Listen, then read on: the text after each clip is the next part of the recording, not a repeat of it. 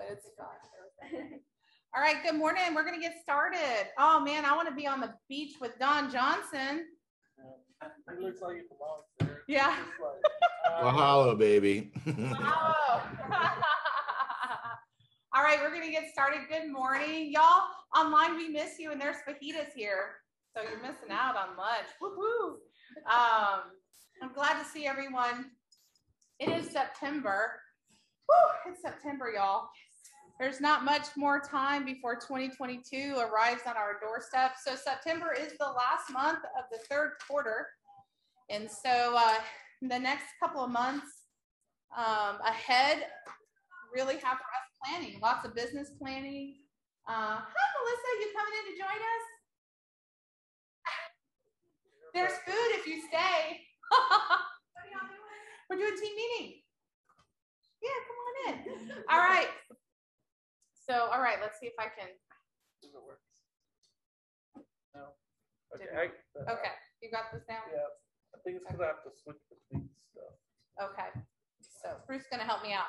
All right. So good morning. I'm excited to see y'all here. And the first thing we're going to jump into is September birthdays. All right.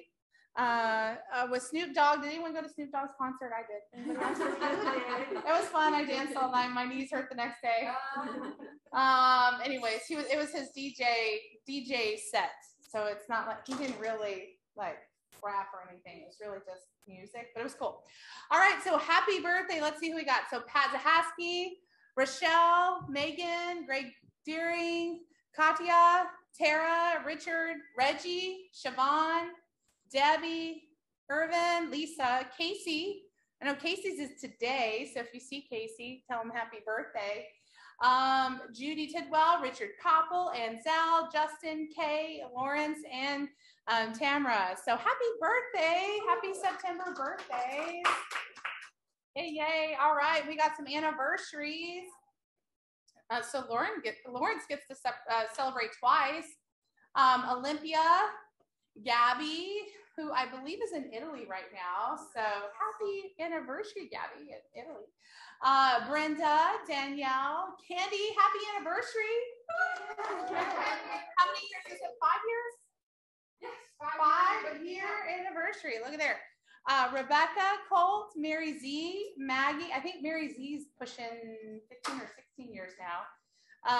Cynthia, Crystal, Carol, Essence, Alicia, Christine, and Patrick Wormkey. So yay, happy anniversary. I think this is 1 year anniversary actually for Patrick.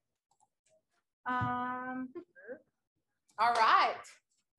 So bucket fills, this is the part where I get to hear about all the great things that have happened recently. Who has filled your bucket, whether you're online, unmute and talk, or anybody here. What good things have happened? What has somebody done for you that maybe you haven't had a chance to tell them thank you? Or what good news do you have? Bucket fills, go. What do we got? Melissa. You. Aww.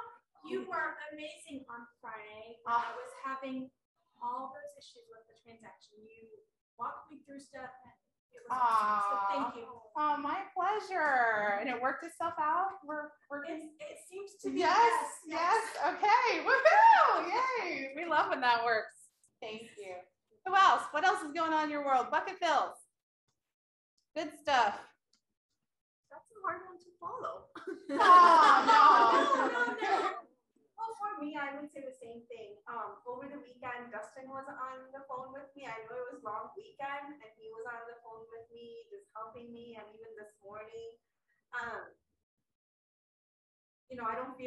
don't feel so bad because I know you know a lot more. You're working on a lot more things, although my problems are very small. But you guys never make us feel that way. So well, we love y'all. Y'all have been busy writing offers, so I'm excited for y'all. Lots of business going on. And do you guys feel the market picking up just a little bit? Just a little, maybe? A little. Who else online? What do we got? Bucket fills? Anybody? Shout out to Kristen for all of the acknowledgement she's getting for all of her great work as a leader in our community. Lady, you rock. Thank you, Don. Well, I feel special. Thank you. No, I love what I do. Y'all are awesome. Well, you are special. There's that.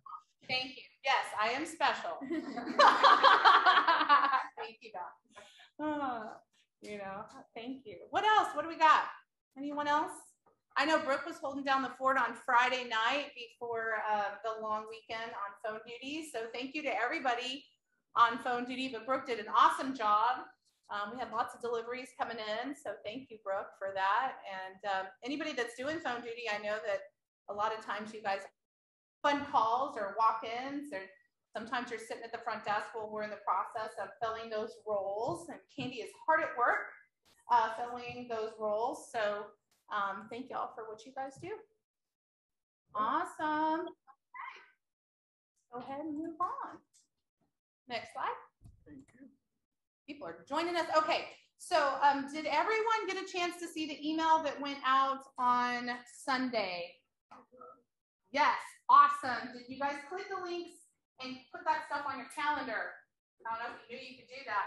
But any of the photos in that whole email that you got, if you click the photo, for instance, the 1031 exchange class is coming up this week. Tomorrow. I forget it's Tuesday and not Monday. So you can click the link and it will add it directly to your calendar on any of those things in the email. You can expect those once a week for the week ahead. So, but just in case you missed it, we are having a lot of events that are coming up in the next couple of months. I'm going to go over just a few. So this week we do have the 1031 like-kind exchange class. It's a $10 fee if you're going to do CE. If you're not doing CE, I don't think it costs you anything. Everyone needs to be in attendance. Everyone needs to be in attendance. Unless you fully understand this or have recently been trained, I want you in this class because, oops. Oh, it's me that's going. It works. Right, yay. It's a miracle. All right, cool. Thank you, Chris. Yep. I don't know what you did, but it's amazing. So this is going to be a great class. A lot of people are starting to purchase properties now that the market is stabilizing or sliding backwards just a little bit. And so they're using their 1031 exchange money. So if you are not well versed in this, you want to be at this class. And again, it's only an hour long. So why not, right? So get the basics in. Real quick, because we have a little bit of delay from us to Facebook. Okay. So Natasha has a bucket fill. Oh, yeah. Says, kudos to Dustin. He's the man. And you, Kristen. Thanks for the assistance and awesome advice. Yes. And thank you, Dustin. I know he is actually, I think, working on some CE classes today, right? Because always be learning based, and so he is in his office right now, but I will let him know all the love because he really is holding up for us. Thank you, Natasha. Okay, Texas Realtor. So typically today I will be in Houston for the Texas Realtors Conference, and darn, they had to cancel it, so I don't have to travel, which I'm actually excited about because I want to be here. And so the Shaping Texas Conference is still happening. We're still having committee events and meetings and so on and so forth. However, most important for you guys is the free education is now available to everybody. You don't have to attend the conference. Come on in, Cindy. You don't have to attend the conference anymore. You can just go to texasrealestate.com or in the email that I sent you or on the Facebook link on Facebook, you can click this picture and it will take you directly to where you need to go. You will have to log into your Texas Realtors website to get in, but I think that there's 13 free CE online classes, 13 of them. So if you need CE credit before the end of the year, for those of you who are not SAE, they start, I think, well, tomorrow, the 8th, and they go all the way through the 10th. So you can take all kinds of different classes. And even if you don't need the CE, again, it's free. So jump on and take the classes and you get credit under your truck courses. So it's amazing what you'll be able to find there. And the instructors that they have teaching these classes are top notch. If you've ever taken classes from people like Candy Cook, that's who's training in these courses. So definitely you want to check that out. Any questions online for that? Nope. Okay. It worked? There we go. It works sometimes. It's whenever I have to click on something else, it loses control. So okay, if you are in the top 20%, that's about 3 million in volume or up. There is an expansion team mastermind with Cody Gibson. Also Wednesday. This is actually during the 1031 exchange class. So you have to make big adult decisions on where to be. But this one is going to really talk about how he's grown his business. For those of you who don't know who he runs the United group and, or the United Home Group, sorry. And he is now the head of our KW expansion division. And what expansion is you can take your team processes. So for those of you who are hitting about 2, 3, 4 million, you're going to start laying down that foundational process system. So once you hit about 6 million in volume, you can start your team growth. And that we're going to talk here in a little bit about what that looks like to go kind of from the struggle, which is like the individual agent side of things, to move into what Cody has done, expansion at a high level. And so he's going to mastermind with the top 20% about what systems he's using, what the great successes he's had, where his failures have been, and how he's failed forward. So if you are in that top 20% and you would like to be a part of this mastermind, please just send me a quick note. Again, if you click this picture on any of the things in the email or Facebook, you'll be able to get to me and put this on your calendar. Farm and Ranch 101. Y'all have had a lot of questions around Farm and Ranch. And I would love to get some people certified in Farm and Ranch. And Megan Turnipseed, for those of you who don't know her, she began with KW a little sooner than I did, I believe. And she has rocked it in real estate using never-ending referrals. That is how she's built her brand. And she is a top agent with a team now, the Turnipseed Real Estate Group. And she is on the RLI board for the state of Texas. Both her and Norma Carlton are 2 out of the 9 in the state. She's also a KW Land member. So if you have thought about getting into KW Land or being KW Land certified, she can help you with that. And she has offered to teach a Farm and Ranch 101 class here. And so you'll want to sign up ASAP, because we're opening it up also to the Georgetown markets. It's to Lone Star. And so I want you all to have some seats in the room. It's Wednesday, the 29th of September from 11 to 1. It is $40 for 2 CE hours. It is absolutely worth it. And she's going to bring in a lender and I believe a land title company that works with land quite a bit to also help answer some foundational questions. So this is it's a foundational 101. If you have questions, a great place to be. And this will get you certified? This will get you started. Okay. Yeah, to get certified, there's quite a few classes you have to go through, but you'll want to take this one to see if that's something you want to do. Yes, Candy. Just a quick question. The cost is $40 for 2 CE hours. What if they don't need CE? I can double check. Normally, if you don't need CE, there's not a cost to take the class, but I will double check it. Okay. Yeah, because the thing is that typically we'll fill the class with people who need the CE first, because that's her time. Gotcha. We're paying for her time in the CE. Okay. 2 questions. Yes. Number 1, what date is it? And number 2, will it be on Zoom? September 29th, and I will check if you can do it on Zoom. Thanks. Yes, absolutely. I need to see who her provider is to see if they allow Zoom access for the CE credit. And how do we sign up? I'm sorry. If you click on the link, just email me. If you want to sign up for this, email me first. Otherwise, in your calendar, the email that I sent out, if you click on this picture, it will take you to the calendar invite, and it has some information there as well. Great questions. All right. Just on a fun note, we're going to start having some events, and I'm excited about this one. Because if you don't know, I have not been eating very much lately because I'm trying to lose some weight. Almost 40 pounds down. I'm excited.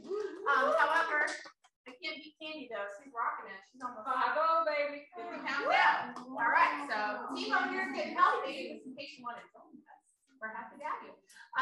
But we're having a chili and salsa cook-off. So this day we're not counting calories. No. So October 5th.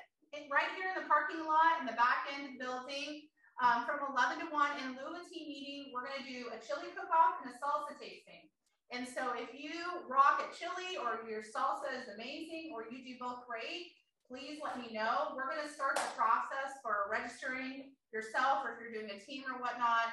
And then it's open to the public, and this will be something that you can possibly invite your clients to. So if you have clients, I mean, it's during the day, but if you have clients that you want to invite them to something fun here to try some chili and some salsa, You can do that. So we'll continue to send information out.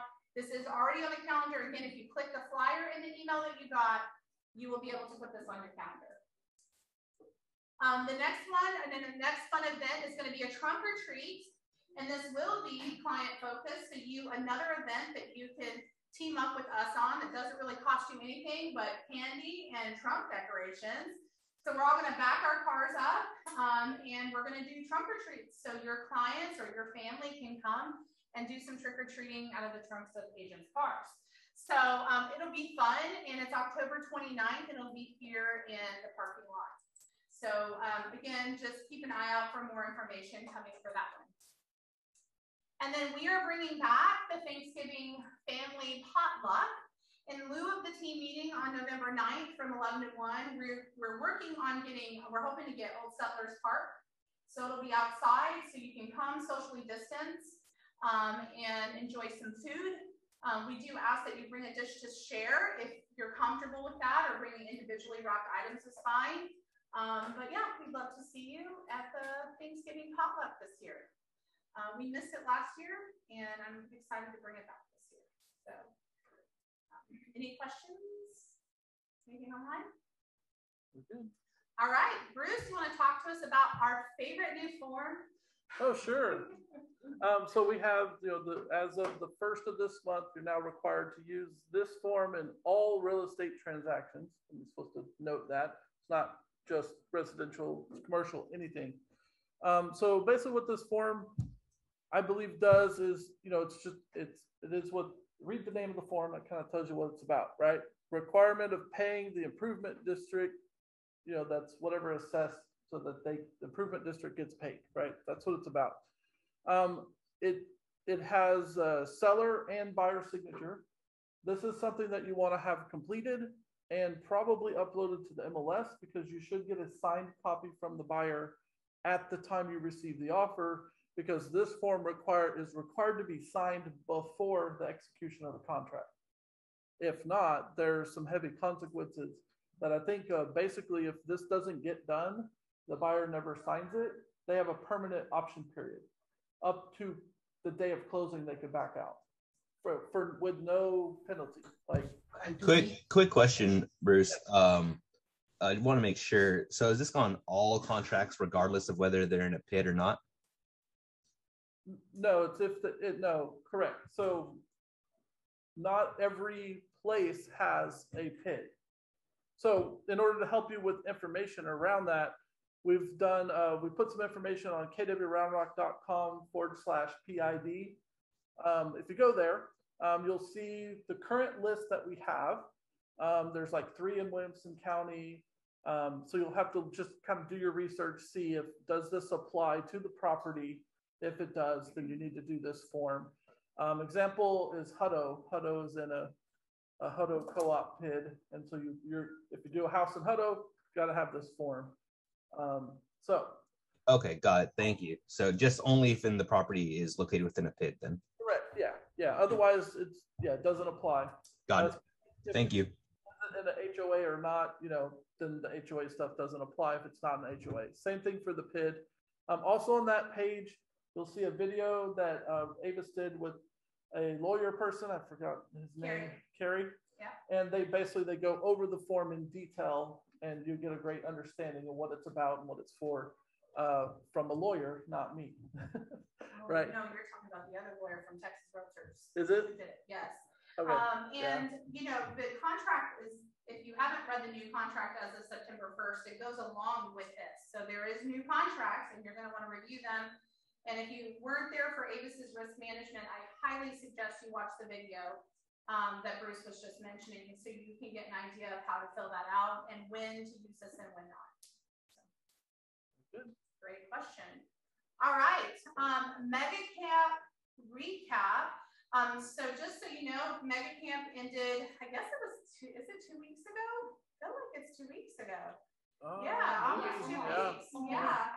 So, gosh, time's flying.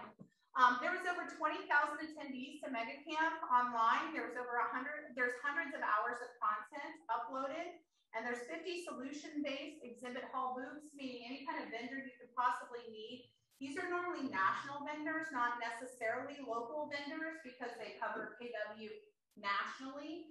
But if you're looking for a nationally based vendor or affiliate, there's some there on the exhibit halls. The sessions will be available for replay until October 22nd at 11:59 p.m. So as of October 23rd, those recordings will be gone. For those of you who paid to attend or attended in general, then you have access to all of the videos. And I suggest you go back and take a peek. I know I sat on them. They were long days, and there was a lot of amazing information. So we're going to replay some of that this afternoon and really give you guys an opportunity to check out the video with Kendra Scott. And there's still the Champions. Clash of Closures was moved to September 13th, so that's coming up next week, 3 o'clock, I can't talk. Okay, turning now on out front. Again, the transcripts, if you want some new scripts for conversational pieces, they're there on out front. Gary's market update that was given at Mega Camp is now online. And then the Cultural Summit recap, have tissues ready, it'll make you cry. I want to remind everyone of the TCPA Act, so the Telephone Consumer Protection Act, which means if you're doing any kind of cold calling, I know and trust that everybody on this call and everyone at this brokerage is doing their best to make sure that they're not cold calling numbers that are on the do not call list. That includes texting. And that includes texting, yes. So just making sure that you are doing your best to not be calling anybody on the do not call list, okay? Also, I know I mentioned this earlier on last month, but KW has a new homes division, and you can get new homes certified through KW. They are working with developers that will provide lead sourcing through the developers through KW's certification. So if this is something you're interested in, you can check it out at KW Connect. All right. So before I get started, we're going to invite our guests up to speak because this is a 30-minute interview. So I don't, unless you guys want to hang out and watch this first, what do you prefer? Want to go now? The root's like still a little warm. So okay. Okay, come on up. Come on up. So tell us about yourself.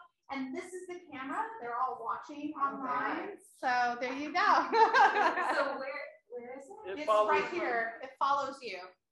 Weird. Wherever you talk, it's going to look, it's an owl. So the camera follows you. That's 3 to 5, how long do you want to do something? Yeah, I mean, about, 3 to 5 minutes is fine. Yeah, you're good. Hey, camera people.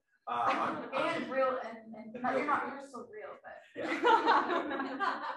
Jake Van Horn, Bird Creek Roofing. Rebecca Miller, Bird Creek Roofing. We're not here to take a lot of your time. You know, you guys are really busy, and you probably have lots of people who come in here and they're like, we're awesome, we're great, you should hire us, get all those things. I had a few questions actually for you. Home inspector shows up to the house, you're the buyer's realtor, home inspector shows up. They, like they all do, write down everything they possibly could see that could ever be anything on there. And then the home inspector gives that to you, your seller looks, or your buyer looks at it and goes, what about this, this, this, and this? Some of those items are roof related, fascia, maybe they saw a leak, maybe a pipe moved, something wrong. What are some challenges that you have as realtors at that point with roofing contractors? Just to get some insight. Easy peasy. Really? Anybody have challenges? I have with $5 roofers? Starbucks gift card. Nobody has had a challenge with a roofer? Nobody? Raise your hand if you have a roofer. Okay, go ahead. I've got a client who's waiting on the roofing company to just call them back to show up to do the roof. That is We're easy. on month 2. Oh my sweet Lord. Okay. Oh my Okay, goodness. so you call Rebecca and you should be happy if we can get somebody out there. Yes. Callbacks are a huge issue with vendors, contractors of any kind, and realtors. We know you're on a 10-day time limit, sometimes a 3-day time limit, depending on the market. Callbacks are huge. And that's kind of why it has me, because I'm keeping track of, like, our contractors are great, like, and so our roofing consultants are amazing, but I'm able to be at a desk and know, oh, he's got to get back with them, be able to fill those gaps. Just a quick text would fix that. Yes. Quick text, Yes. what's another challenge you guys have? Communication and callbacks is big. I have a problem With a new home builder. yes. So I have a have a new house with a new home builder problem too. Oh, no. They are the worst. They are. So what If you have happened? a new home builder So problem. my client wanted to set up appointment tomorrow on a contract, and they haven't hear back from the lender yet for a pre-approval, which is my client already have a pre-approval with another lender, but they're required to go with their company. New home builders are very challenging. It's And also- if I get involved and I touch that roof, it can void the warranty that came with the new home builder situation. So we are a last result in that, or our last option in that. But I will get on that roof and give you an assessment of it. I may not do any work for it, but I can at least give you a document that says, take this to somebody a roofer has looked at and said, these are the issues, and use it to press the issue with the new home builder. We do that for you as well. So then do you charge for that? Do you, if, to come out and at least, get us that second opinion? Yeah, so I personally don't. I know there's a lot of roofers that do a variety of ways. We're in this for the long haul, not that they're in this for the short haul. And we're for the long haul. We believe you serve people, you take great care of them, they will take care of you in return. That said, if I do that for you, and I do that a few times, and you have a client that really needs a roof, my hope is that you go to bat for it.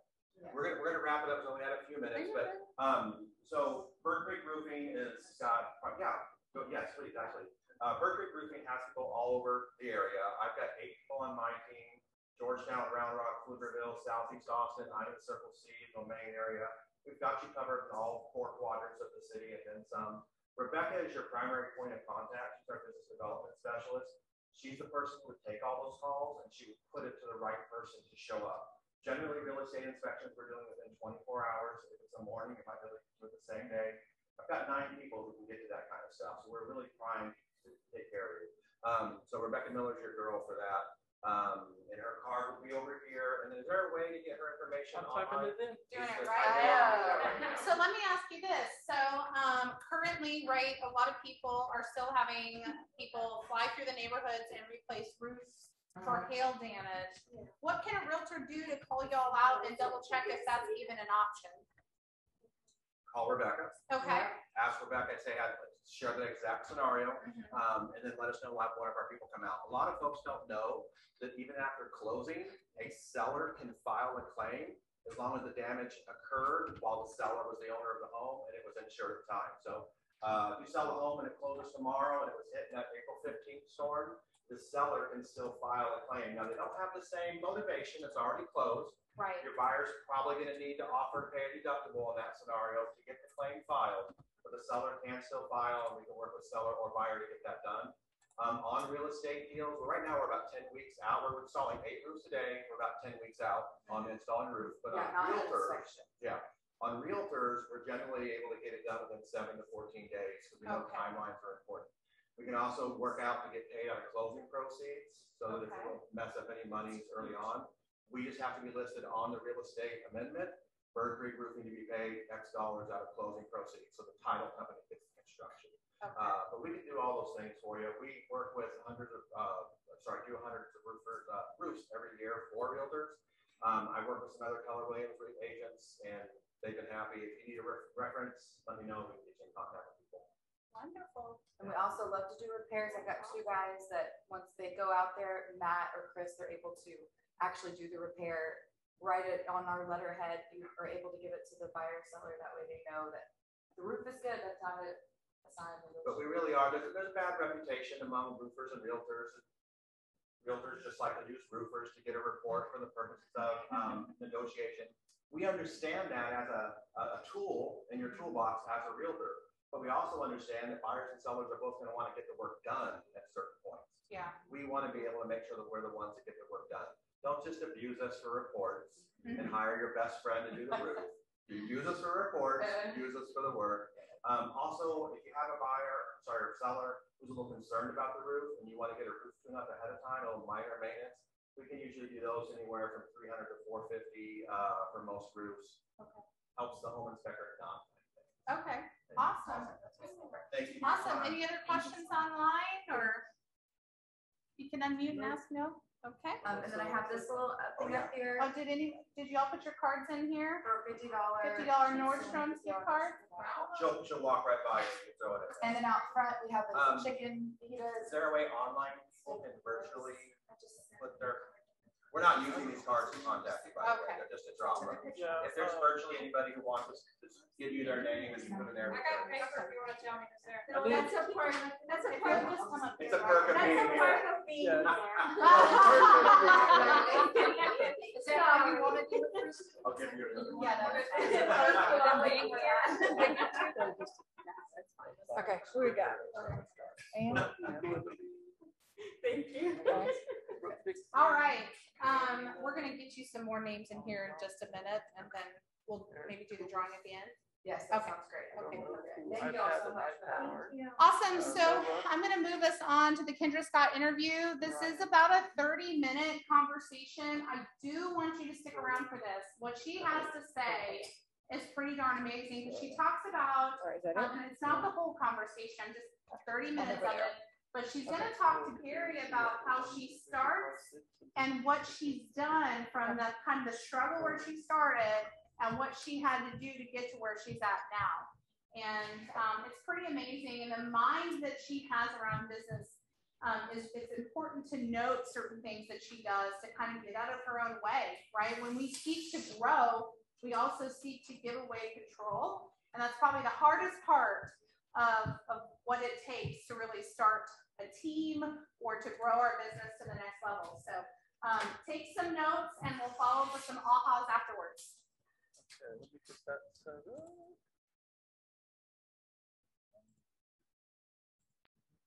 It's this, right? Mm-hmm.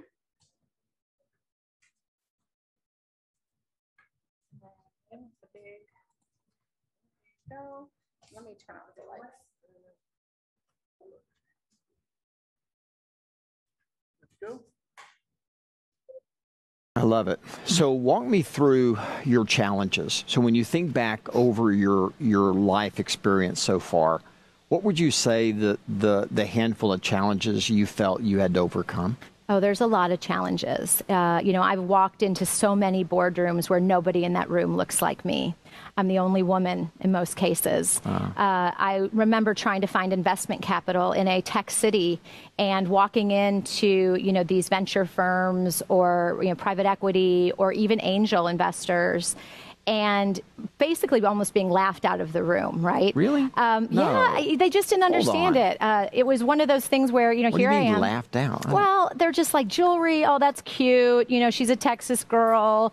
It just was kind of like they didn't take it serious, right? And I remember just feeling, okay, I'm going to, They didn't think jewelry was serious. I don't think they thought jewelry was serious. Yeah. And I'm a lot. I'm a lot to, take in a room. Sometimes that can be a little overwhelming, I think. I don't know. But I would go in and I'd walk out and be like, okay, they don't get it. And I remember sitting down with one of my really good friends who was actually ended up being my first investor. And he was a mentor. So what I did is I had all of these mentors that, because I didn't have any investors. So I said, I'm going to get people that I really admire who are successful in business. I'm going to ask them to sit on an advisory board. Okay. And I gave them a little bit of equity to do that for me and to help guide me. That was smart. And you're still private. Still private. I mean, you owned it all. I owned it all. Yeah. Yeah. Okay. So you started an advisory So board I started for a an private advisory company. board, and I want everyone to hear that. Yeah, I think That was really smart. the one thing that I can tell you is that we don't know everything. Nobody knows everything, and What? the most important. I know. What? The most important thing to identify is your strengths, but more importantly is your weaknesses. How come? And because once you know what your weakness is on, you can bring on the people that are strong Fix that. and amazing in the things that you may be weak at. Do you think most people understand that? I don't know if most people understand it, but I think it's a really important thing. If you're building a business, if you're building a team, the ego has to leave the room. What do you mean? Well, no one can do it all. They can't. It's just not possible. And I think when you look at the most successful teams and the most successful entrepreneurs, they have the most amazing people around them. Right. And they know what they're good at. I was great at design. I was great at understanding the customer and really thinking about the customer experience and what that should look like. And the more that I could spend the time on the things that I was great on, and the less I was dealing with, oh, how are we going to be shipping in this or our fish and wildlife license? Okay, so what were your weaknesses? I hate Excel. Okay. I hate doing Excel. Okay. They lock Excel, Gary, for me because I hate it so much. I'll click on I want to see the numbers, but don't make me put together a spreadsheet. Okay. It makes me nervous, right? Yeah. I think for me, the things that... What was your most glaring weakness? My most glaring weakness for me is I would say... this is a hard one, but I think the technology side of the business was really, really tough for me to understand. Yeah. Bringing on the right CIO, we've had a lot of trouble over the years getting the right technology team in place because it's a language that I don't speak. Gotcha. And it was... so you had to trust others. And I was really trusting in that they understood that because I know I didn't. Right. And unfortunately, that connection, though, and what I think was interesting as I've learned through that time is that the heart of the business, which is a lot of times in our case was the creative, the, really having that customer thoughtfulness. Yeah. The heart, if the heart's not working, the rest of the body, right? And you have tech as the brain. Problem. So you've got to connect the heart to the brain. And I think sometimes we kept our tech folks over here and we had all of our creatives over here. And I realized they needed to be together. And so that was an incredible lesson to learn. So no good at tech, no good at Excel. Tech. What else?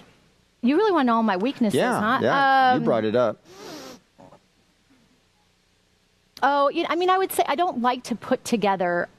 Math has never been my favorite, but I do know. I want to know I like snapshots of everything. Okay. I needed a great CFO and a really thoughtful CFO. And I've had some amazing, amazing folks that have built our financial team together over the years. And I think that was a big thing for me to be able to just say, hey, this isn't my strong suit. Right. Let me tell you, I know what the numbers mean, but I don't know how to get them there, right? Yeah. And there's so much to understand in our business. We have thousands and thousands of SKUs. So that was really tough. The sourcing side of it, really bringing in a great team that understood how to source properly for us was super important. I knew what we needed. I knew what the product needed to look like. I knew the quality that it needed to be. But making sure that we were sourcing it and getting it to our customer, not just what she wanted, but when she wanted it was critically important. Yeah. So building a team of experts that really understood that. I think that you've got to be able to look at where you are and to say, hey, okay, how can I build a strong team if you've got all of these things that you've got going on in a day? No one's going to do them well if you're trying to just do, I got to do a little bit here, a little bit here. If you can give 100% to the most important things that you can really make an impact on. That's right. And allow your team to do some of the other things and give them, I think the biggest thing that I said is to my team is, I believe in you and I'm going to give you that opportunity to screw up. And it's going to be okay. Yeah. I'd rather have you make a decision than not make a decision. If you go into any Kendra Scott store, every single employee, whether you're part-time, seasonal, they have the power to please. Which means in that moment, they have the power to please the customer. They don't have to get a manager approval or let me talk to my manager about that, or I don't know the answer to that. Does that just annoy you? Right, isn't the worst? You go into Kendra Scott store and it may not be the best, maybe she didn't get it 100% right, but I'm going to be so proud of her or him for doing something. Yep. For doing something for that customer in the moment. And we may do a coach and go, oh my God, okay, that was great. Thank you for doing it. Next time though, you might want to do this or this or this. Think about this, and have it as a coaching moment. But she probably has never worked in a company, especially in retail, coming in this position and told, we trust you. And if I can't trust her, she's the most important person in my company, not me, not my CEO, not my CFO, that employee, those employees in those stores who are talking direct to our customers, they are the most important people in my company. So if they say, well, I don't trust them, why did I hire them? Right. Right? So 100%. you got to give them the opportunity. And when you believe in people and you see something in them that they may not see in themselves, get ready for them to surprise and delight you. So what happened? So you have a 900 square foot store. You have 2,000 square feet you're using, 2,000 you're renting out. Yeah. What happened? Well, we opened the store, and I remember the first day after we opened, I'd gone down in the morning, we had some events, and I'd gone back up. My office was right above, and it was an open stairway, so you could hear, you know, what was happening in the store below. So, you know, if it was busy, we didn't have a lot of employees. So, you know, Celeste, who was my manager at the time, she'd be like, hey guys, we have a lot of big people. Can somebody come down and continue to help me? So I'd jump out from my desk and go down and help people. And she said, Kendra, everybody get down here. There is a line around the block. Wow. Here we are, 2010 recession, right? Yeah. And I'm like, well, who are they? I mean, who are these people? Why are they here? And I went down and I started getting in the line, and I was like, you know, how can I help you? Like, how did you know that we were open? And they said, Kendra, you've been giving to our organization for the last 8 years. I'm with, American Heart Association here in Austin. You've never said no to us. And, and that was one of the things I decided when I started out of my extra bedroom is if somebody called me for a silent auction, a raffle, I could always make something. I could make a pair of earrings. I could make a necklace. But I wasn't going to say no. Yeah. I was going to say yes. And I always felt in my heart that I could have something to give. I didn't have a retail store at the time. I was doing it because in my heart it was the right thing to do. And here I was 8 years later after just doing this, and all of these people had this unbelievable bond to my brand. And that was in living color of when you do something good, it's karma. That's right. And sometimes you don't get to see it like that. And I was so emotional because I didn't realize these people would do that. But I also saw in that moment that loyalty, that customer loyalty of how I had built a relationship with these organizations, with these people in my community, and it meant something. And the store was busy like that every day.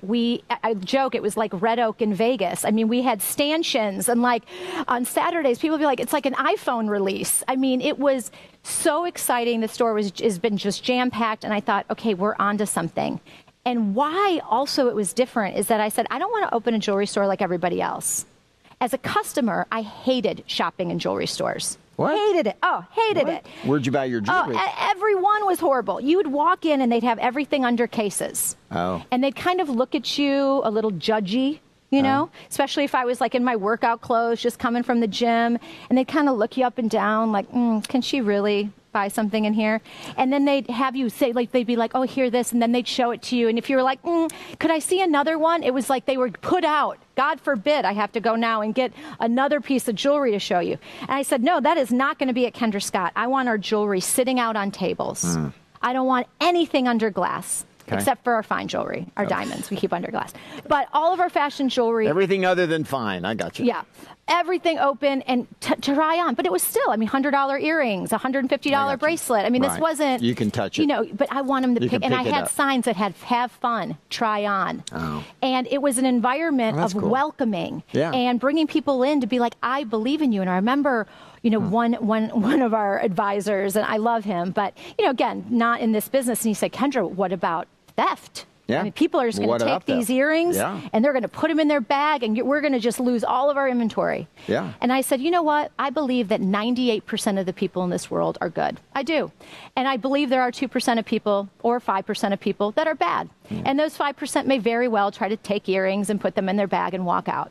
But am I going to build a business on the 5% that are bad or the 95% that are good? Right. I'm going to go on the odds with the 95% that are good.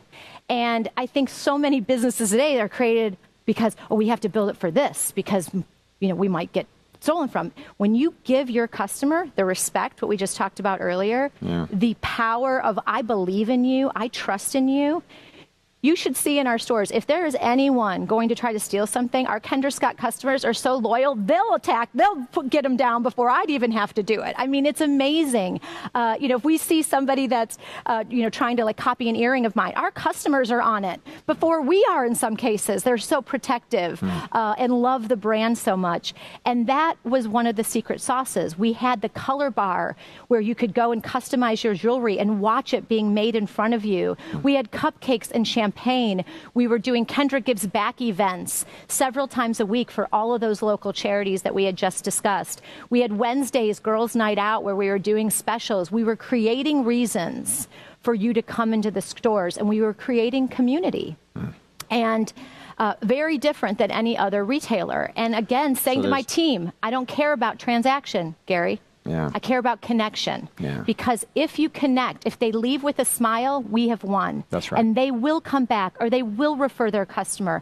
I don't care if they have a yellow bag. Right. What I care about is that they leave happy. And that philosophy is why, through all of these hard times and COVID, for a pandemic, having to close 120 stores. Well, I'm sitting here today and our business is doing so well is because we've had those connections first. So what happened?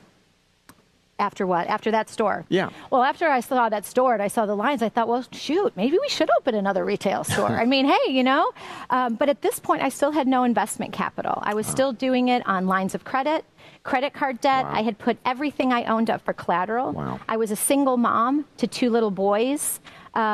And it was really hard and scary. And I remember seeing the success of this store. I opened a store in Dallas. It was the tiniest store in Texas. That it was your second store. Second store, 632 square feet. Whoa. Tiny. Well, thankfully, jewelry's tiny, so we had that going for us. Yeah. But I was afraid, because the rents are expensive, and I knew I needed to be in good places and needed to be in good locations. And so that store, same thing. Lines, West Village in Dallas.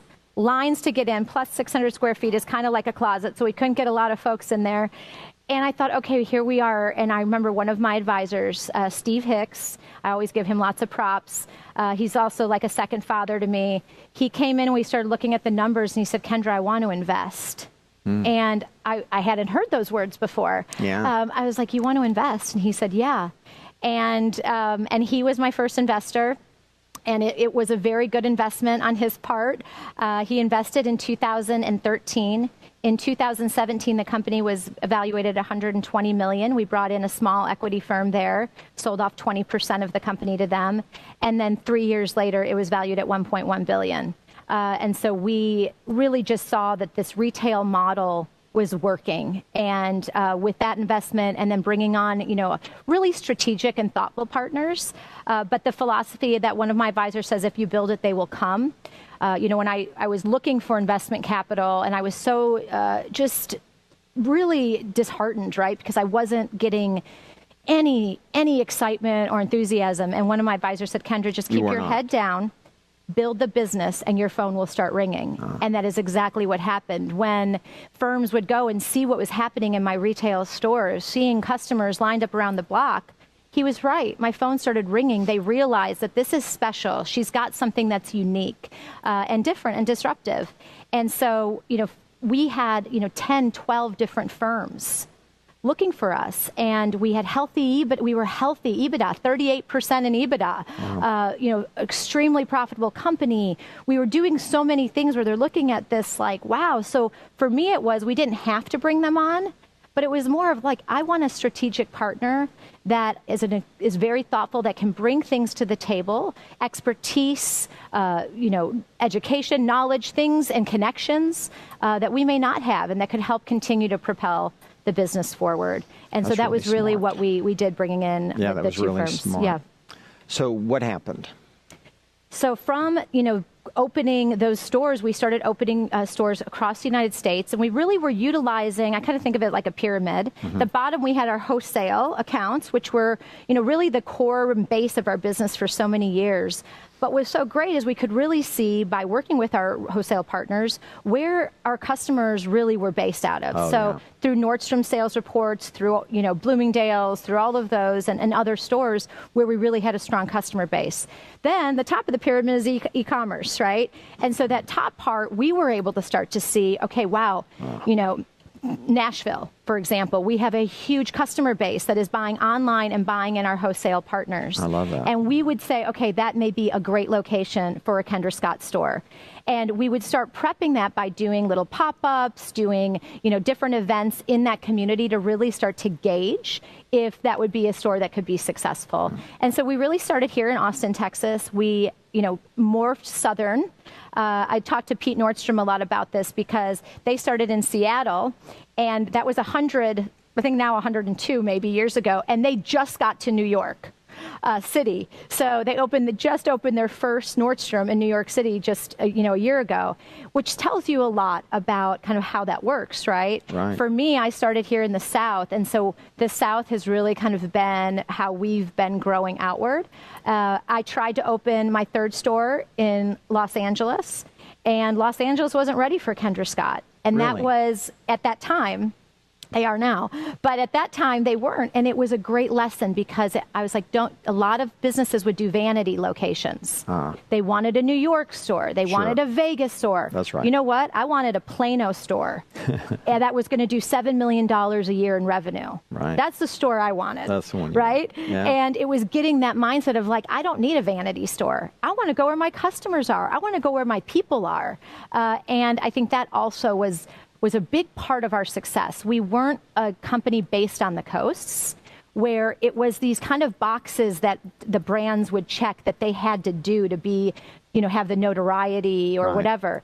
I remember very well one of my first markets in New York where I brought my jewelry, and an editor from a very big magazine, who's now, I actually am very good friends with her, but at the time she came and she said, I love your line. Where are you from? And I said, Austin, Texas. Now remember, this is 20 years ago.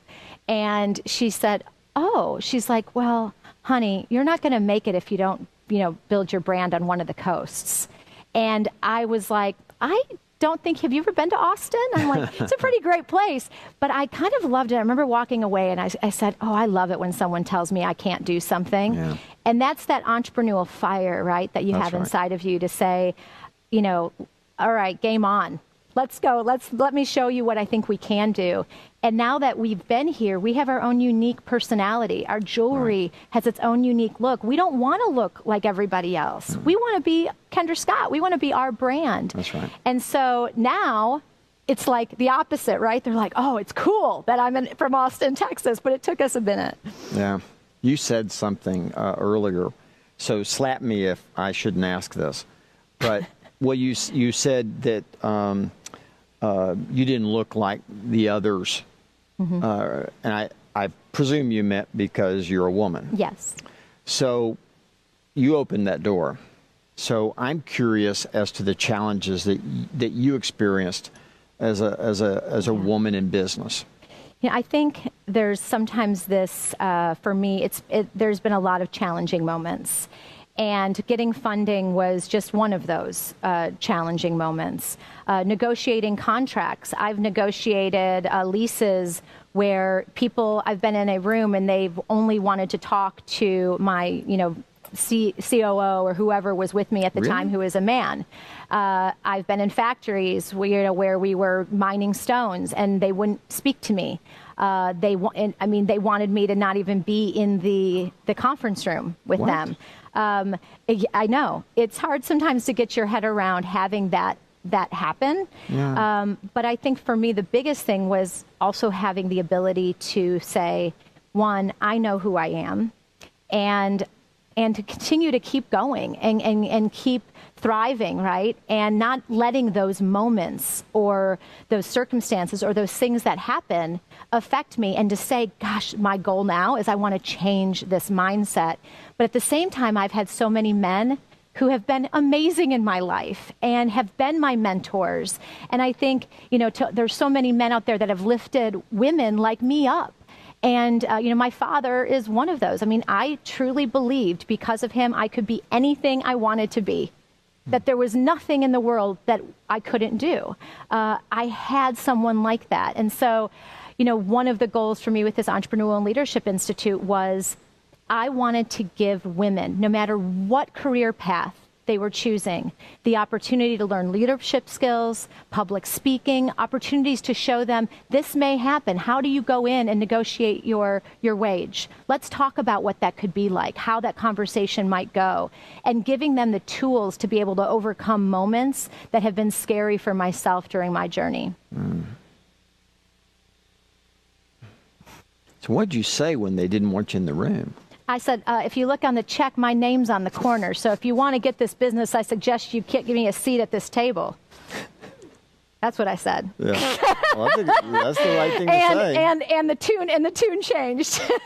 That's the right thing to say. Yeah. I think the thing is, you look and I can be. Everyone's like, oh, she's this sweet, kind, whatever. Great, love it. But just because I'm a woman, and because I love being a woman and I love being feminine, and I am a loving and kind and generous person, doesn't mean that I'm not smart.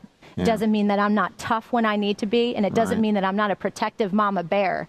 Right. And I take care of my people, I take care of my customers, and I will fight for that. Right.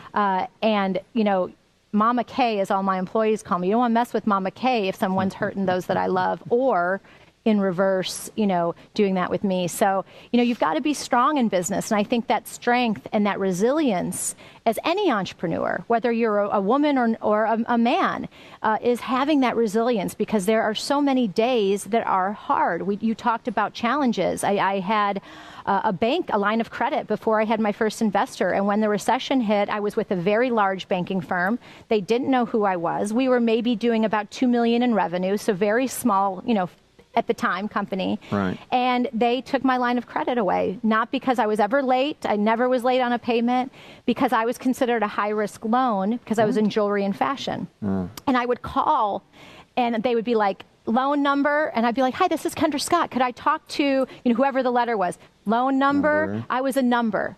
They had no care who I was, what business I was trying to build.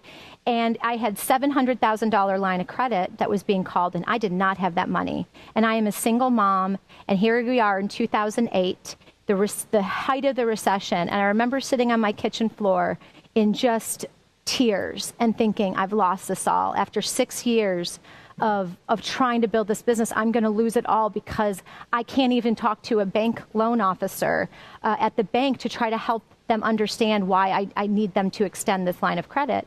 And so I started to go to local Texas banks, and the president of one of those banks is a woman, Carrie Hall. She just retired this year. And I sat across the desk from Carrie Hall, woman to woman, and she knew who I was. She knew my product. She was actually wearing my earrings when I went in there, and she believed in me, and she took over that line of credit, and she extended and gave me a chance. And I think, that's so amazing for me, too, as a woman. I have so many women I mentor, whether they're starting their own businesses or have their own businesses.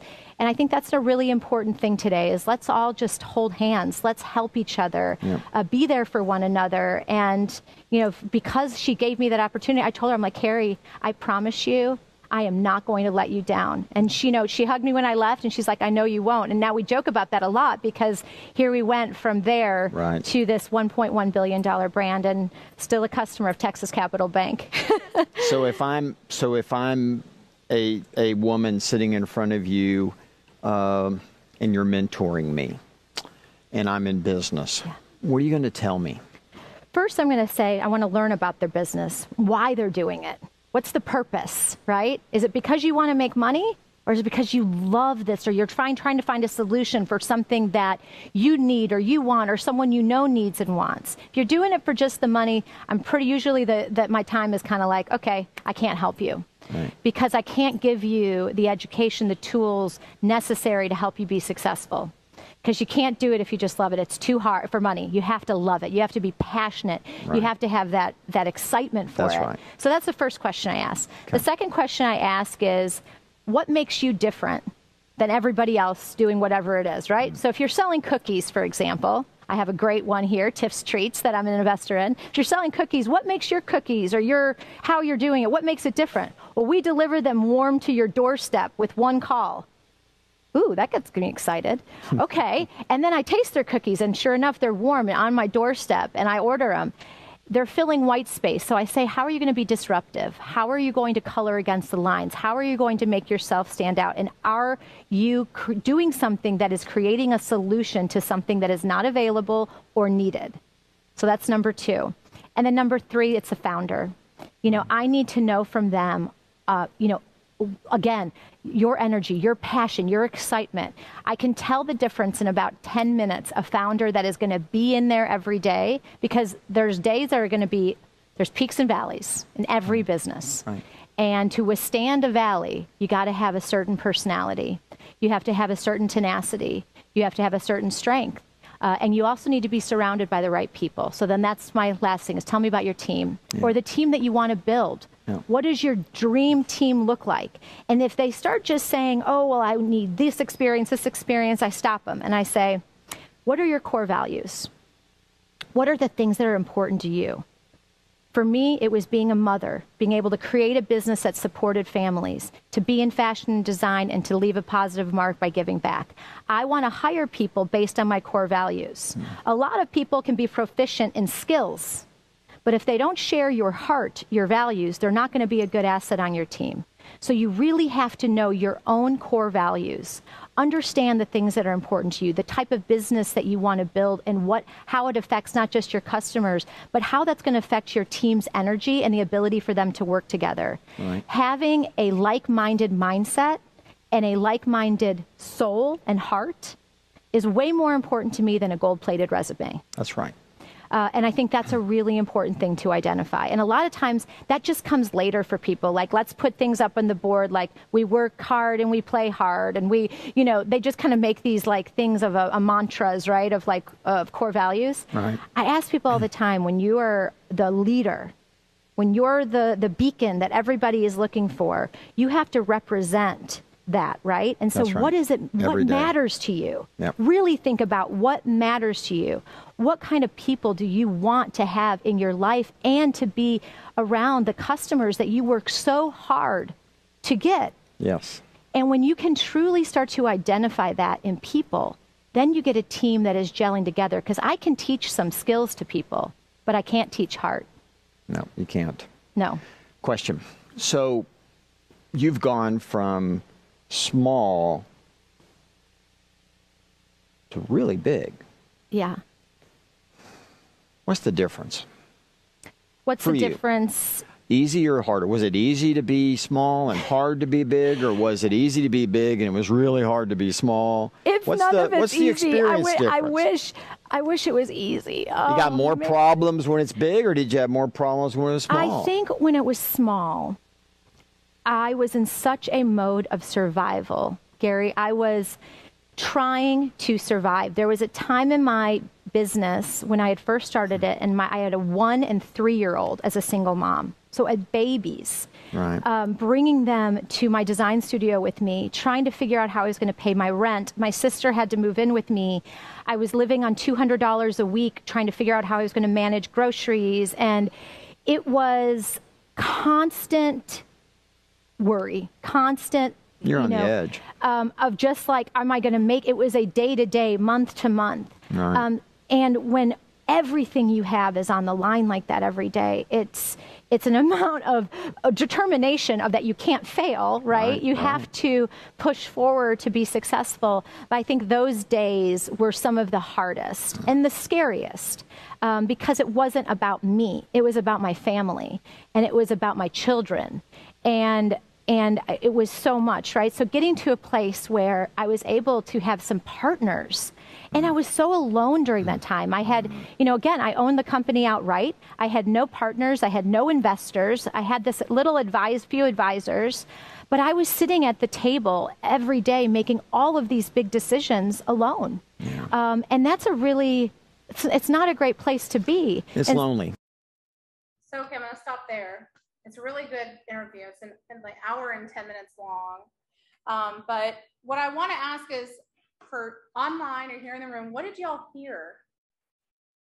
What did you hear Kendra say that might have an impact on your business? Yeah, thank you. Basically, like however hard and however tough it gets, like to just keep moving forward, so that's what I get from it. For me, it's not about the money and transaction, and it's not about, for me, it was more about, making connections, I love how when she said it's karma. You do it right, you do the right thing. So. Who else? Anybody else hear some points that might have impacted you? I was shocked to hear how young her kids were, because I feel like a lot of times we use our families as like a filter kind of why you can't do something.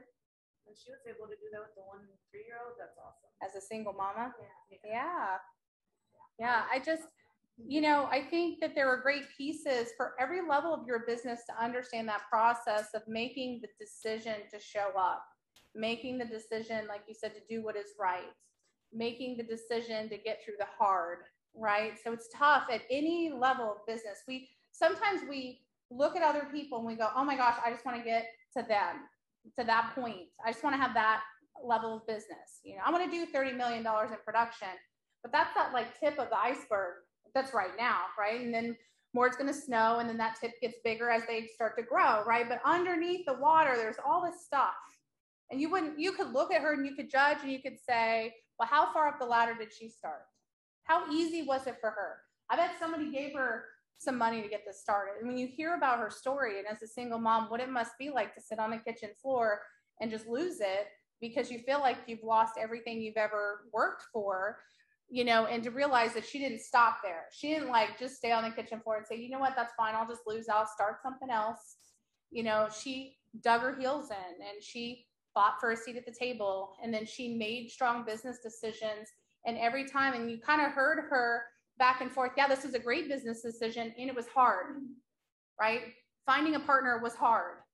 Finding investors was hard, right? She never said, oh, it's so easy. I just went out and, someone walked in the door 7, 8, 9 years later. She was talking about Nordstrom's. It took 100 years for them to get to New York. I didn't know that. That's crazy to me, right?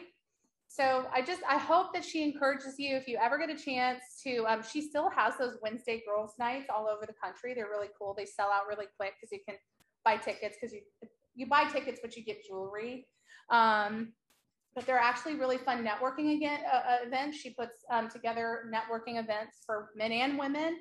But if you ever get a chance to see her live or go to one of them, they're awesome. But I want to encourage you that no matter where you're at in your business, no matter how hard it might be with everything going on in the world, just to take a deep, hard look at what you're really wanting. And if it's what you really want, you just push forward. You find the way to do it. So I hope y'all have an amazing rest of your week. We're going to do a drawing. And then I will let y'all go. Thank y'all for sticking it out online too. I miss y'all. Okay, this has got some online people in here. Yep. We've got numbers that correspond to names, or there's cards or whatnot. Okay. And I just drew Elizabeth Frias. Yay! Okay, everyone have a great week. Don't forget to check your emails that went out with all the links that we talked about earlier. And next week, we're going to be doing a mega camp panel, so you won't want to miss it. All right. Wonderful. Thank you. Thank you. Our Thank you. pleasure. And then we've got chicken and steak Yes. out there. And we've got special little cups